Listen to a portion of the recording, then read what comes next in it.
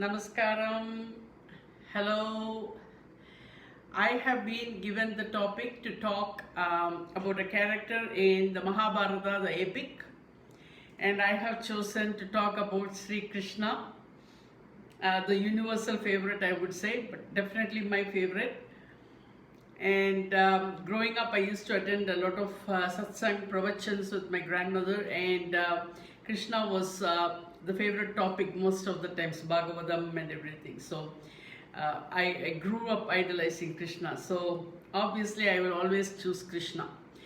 But not only I have going to talk about Krishna in the context of Mahabharata, I am also, it's just going to be my point of view.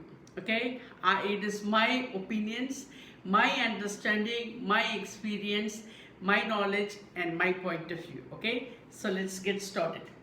So within the Indian epic Mahabharata, Krishna was the son of the Yadava chief Vasudeva, and his mother was Devaki. Hence he was known as Vasudeva Krishna or Vasudeva. The epic Mahabharata describes many battles fought by Krishna, and it is really a huge epic, as you all know. So I'm not going to get into the whole story or the whole epic. I'm just going to concentrate on a very small segment of Krishna.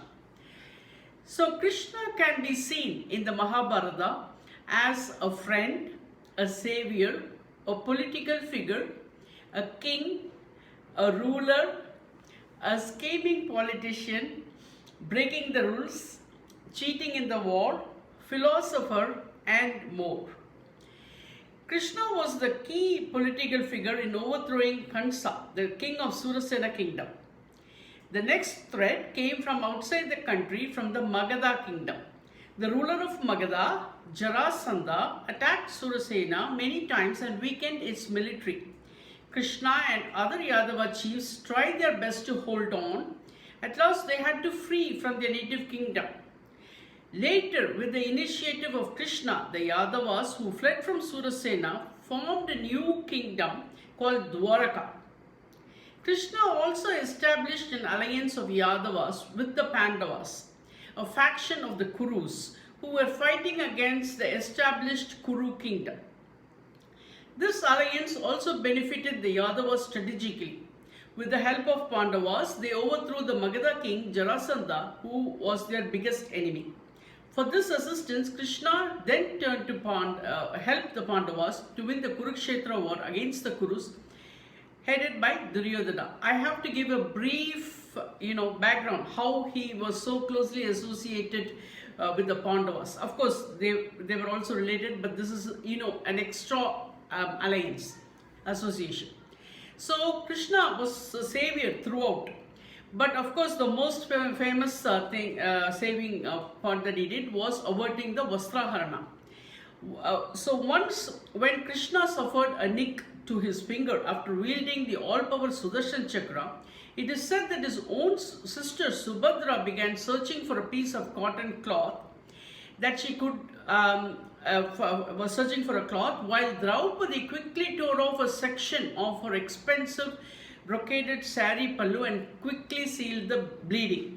This deed remained etched in Krishna's mind. So you all remember how Draupadi was dragged to the court, and in front of all the great Bhishma, everybody, Dronacharya, the entire court, she was stripped of her robe.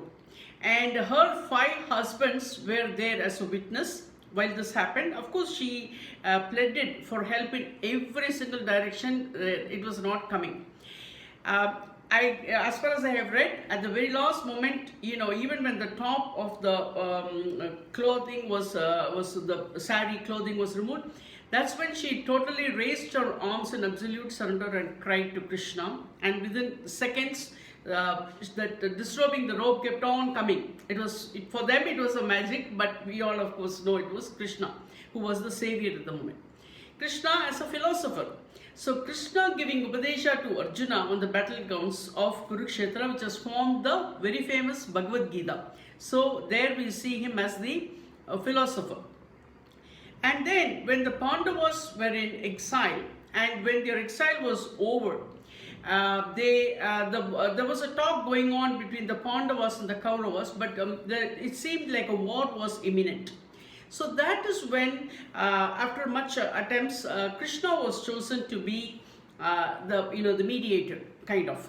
So Krishna went to the court of the Kauravas, but refused the hospitality of Duryodhana.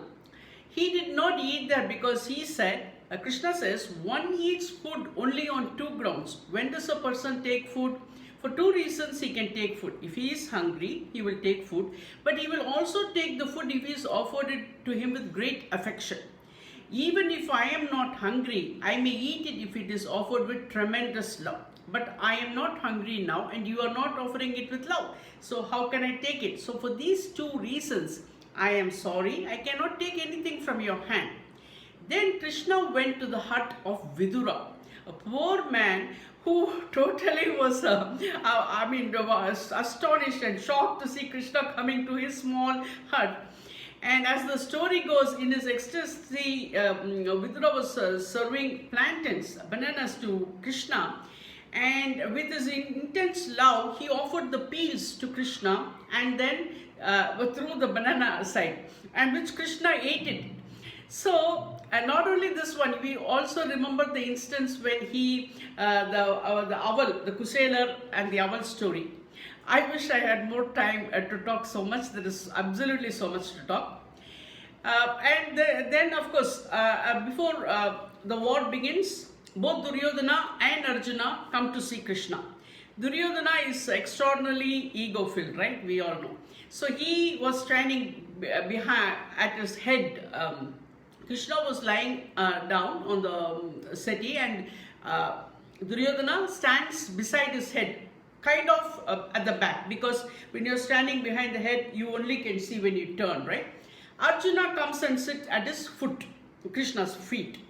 So when Krishna wakes up, he sees Arjuna first and he asks him, what do you want? I'll give you what you want. But Duryodhana refuses. He says, I was here first. But Krishna says, I saw him first. So now Krishna says, I have only two things to offer. My enormous army. This army alone can win many wars. Or you can have me. I am just this ordinary person. So you can choose. So since Krishna saw Arjuna first, Arjuna gets the choice. And Arjuna says, I only want you, Krishna. And then Duryodhana thinks, what a stupid fool. I'm going to get the army. So he got the army and gloated that he already won. Now, of course, once we get into the battle, there is innumerable things, right? It did not go as planned. Let's just say nothing was fair. Maybe the first few days was fair, but very quickly things deteriorated. Anything was okay, as far as I have read, total cheating and everything. So there is a point where Gandhari curses Lord Krishna at the end of the Kurukshetra war. Krishna visits Gandhari to seek her blessings to leave for Dwaraka, but instead of blessings, Gandhari curses Krishna. It's because of you that I lost my sons and so much of worship. So she says, your Yadava dynasty, you also have to witness that happening. Your Yadava dynasty Yadu dynasty will also cease to exist. But Krishna, what he does is, he just stands there, he just accepts that curse and he leaves. He does not touch the feet of Gandhari because he knows if he did it, Gandhari would reconcile, change her mind and withdraw the curse. So the reason I am saying so much about all this is that is the most prevalent thing. Whenever you take any of the epics, the prevalent thing that stands out is how much of cheating happened, how much of, behind the scenes, not fair, ugly, treacherous, how all these things happen. So, in Krishna avatar was a particularly complicated avatar because of he was involved in every kind of things, like we have all read and heard. But as opposed to Ram avatar, where it was pretty much he nodded his head and accepted. The avatar itself, the personality itself is portrayed differently in the two avatars. So Krishna avatar, the main factor that I boils down after all the things that I have outlined, what is it that boils down? So the victory that was attained with so much of deceit, treacherous means, cheating, dishonest, every which way was possible. Krishna being an avatar, how do you condone it? So, as far as I am concerned, of course this is my point of view, I admire it. I think that's how an avatar should be. Because why did he do it? To uphold dharma, right? The dharma, the truth. I am not even going to get into how much adharma was there. That is Duryodhana, and the enormous amount of deceit and treachery and adharma was there at that time. I don't have to get into, because pretty much everybody who knows Mahabharata knows all that as well. But it was so important and so crucial for Krishna to uphold the truth. That is the only one takeaway point for me, and I hope it is for you too. How very crucial it is. And we really don't have to go as far back as so many thousands of years. We can just see that happening today, right?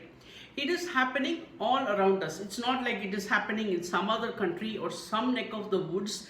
No, it is happening every single place globally. And I'm not talking about COVID. I'm talking about adharma. That is the false, right? It's happening everywhere. And how many of us are doing something about it? That's the thing that you ought to think of. Whenever you read Krishna, what is it? What is it about Krishna? He inspires us to hold dharma as the most important trait, as the most important value, as something to aspire for. Of course, we do not have the capability of Sri Krishna, and we do not have to either. We can just be ourselves, but we always have to know truth alone triumphs. That is the story, and that is the takeaway of Krishna. Not that he practiced cheat and he deceived. No, of course not. That might be part and parcel of it. But to get what? It's not for his personal gain, or it's not like he's going to build one more kingdom or add one more palace. Absolutely not. It is to uphold dharma, the truth. To me, that is so powerful that I wish and feel every one of us would absorb that fact. And in our own small ways, we can practice it. How many of you witness abuses happening around you? Okay, it can happen in very small ways. It can happen the way the wife treats the husband, or it can happen the way the husband treats the wife. It can happen in numerous ways. It can happen small, it can happen big, it can happen subtle. It is happening all over the world. And today, even in elections, after the election result comes, you know everything that's happening, right? All of you watch the news. And if you do not know, you can see the Sun TV serials to see what is really happening or what is proposed to be happening. So, I want to finish with a book. There is a book in Kannada called Krishna Avatarada Kone Dinagalu. I am sorry if I am pronouncing it wrong. Meaning the last days of the Krishna Avatara. This book talks in length of the profound effect of the events of the Mahabharata had on Krishna.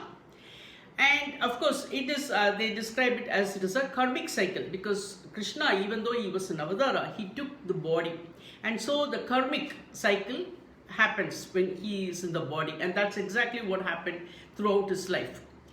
So in the book, it is really a very grim picture painted about Krishna, and towards his end, the ending was a really very sad way, and this was part of the curse, right?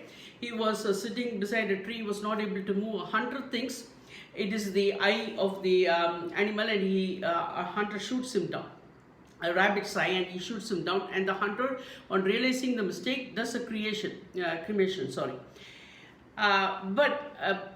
That was a really very sad part. And to really bring the point home, I want to end with this very small portion from the Mahabharata. Gandhari's eldest son Duryodhana came to her for benediction. She did not say, "I pray for your victory," or "yours will be the victory." She said, "Where there is dharma, victory will be there."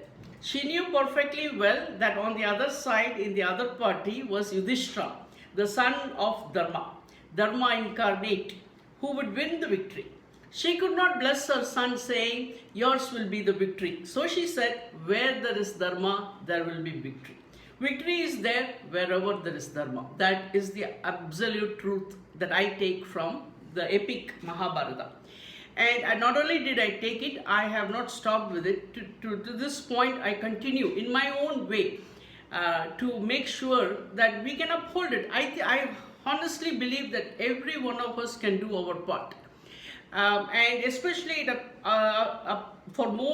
applies more to senior citizens, because we do really have a lot of time, and we can focus our efforts to uphold dharma in our own life. It is not only easy, it is very much possible, and we will all be mini Krishnas while doing that, or mini Radhas, whichever way you want to look at it.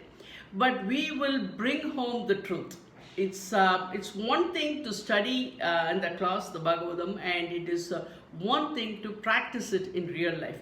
So Krishna, irrespective of everything that happened or did not happen, and whatever we know or do not know, irrespective of everything, he is one of the most inspiring characters and divine being that has come here on earth to inspire humanity, so that the dharma, the truth, will always win. Thank you so much. If there are any mistakes, I please beg your forgiveness.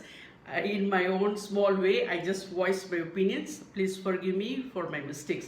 And thank you for this opportunity.